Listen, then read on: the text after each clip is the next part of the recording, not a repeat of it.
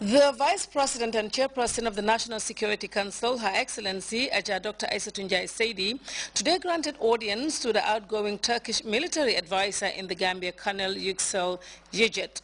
The departing Turk went to State House in the company of his successor, Lieutenant Colonel Bayram, and Chief of Defense Staff, Lieutenant General Usman Baji. Meanwhile, the Vice President and Minister of Women's Affairs has said that a mother's breast milk fosters optimal growth and development of the baby's brain, immune system, and general psychology, insight from its importance in preventing common illnesses like diarrhea and infections of the respiratory and urinary tracts. Dr. Aissatou Saidi delivered a televised statement on the occasion of the World Breastfeeding Week, observed from the 1st to the 7th of August. Here's an excerpt of Madam Saidi's statement, which centered on the theme, breastfeeding support, close to mother support. Breastfeeding can also boost mother's immune system. It helps the mother also save resources, such as money, energy, and time, and delay new pregnancies as well. And of course, it also helps the mother from breast and ovarian cancers. That is, it prevents the mother from getting those as well. Many mothers find that exclusive breastfeeding for the first 6 months is simple, provided that the enabling environment, of course, and support needed is provided. Unfortunately, in many countries, exclusive breastfeeding rates are very low. For example, in the Gambia, a survey that was done in 2010, that is the multiple indicator cluster survey, shows that 33% of mothers practice exclusive breastfeeding for the first 6 months of their baby's life. Fellow Gambians, with the enormous benefits associated with breast milk and breastfeeding, peer counseling can play a very important role in establishing and sustaining breastfeeding. Peer counseling programs are cost-effective and a highly productive way to reach a large number of mothers more frequently. A peer counselor, for example, can be anyone in the community who is trained to support mothers. Trained peer counselors, therefore, readily available in the community, become the lifeline for mothers with breastfeeding questions to ask, for example, issues to raise, and difficulties they don't want clarified. The key to best breastfeeding practice is continued day-to-day support for the breastfeeding mother within her home and her community.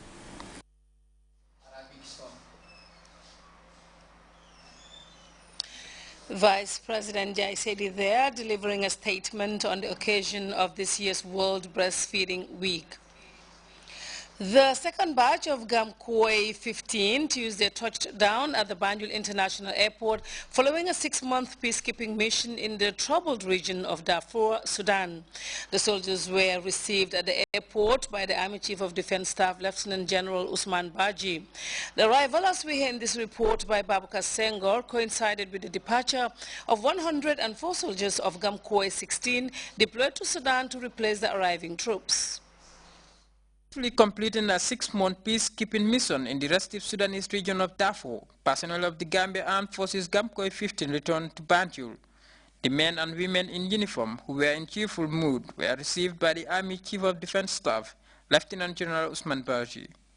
Following their deployment to the war-torn region of Darfur earlier this year, according to the CDS, these soldiers have played a very influential role with high sense of professionalism in the maintenance of peace and stability in the region.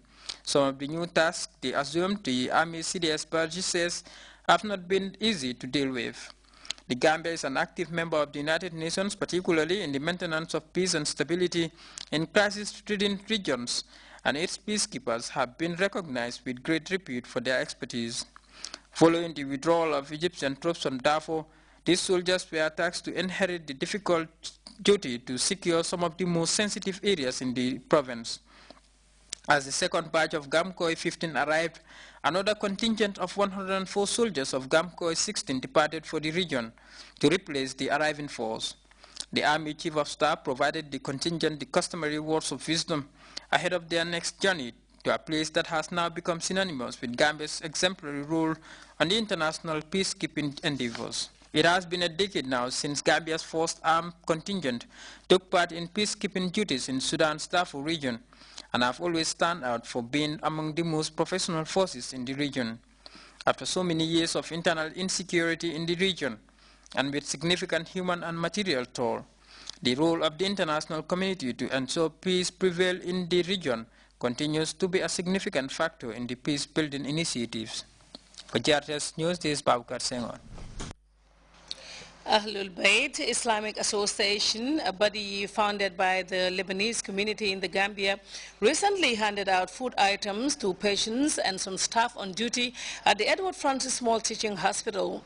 The gesture, as the Kumba Demba reports, was used by the association member, the Imam, to pray for the well-being and speedy recuperation of the patients. Comprising sugar, rice and other food items was distributed by the Ahlul Bayt Islamic Association led by Imam Rabia Farad to the Edward Francis Small Teaching Hospital. Imam Rabia describes the annual event as part of the charity's efforts at extending a helping hand to people who are in need of such support. Sharing with patients at the teaching hospital, he went on, could bring smiles in the faces of patients.